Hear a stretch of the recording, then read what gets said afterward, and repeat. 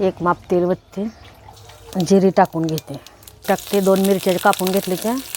कांदा टाकते, थोडीशी कोथिंबीर टाकते,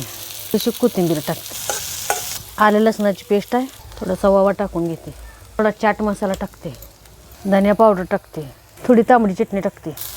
थोडी हळद टाकून घेते, बटाटे टाकून घेते, उकडून घेतले बटाटे, चवीपुरतं मीठ टाकून घेते, कोथिंबीर टाकते, अजून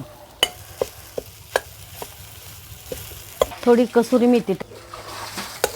बटाटे झाले खाली उतरून घेते, कापून घेते,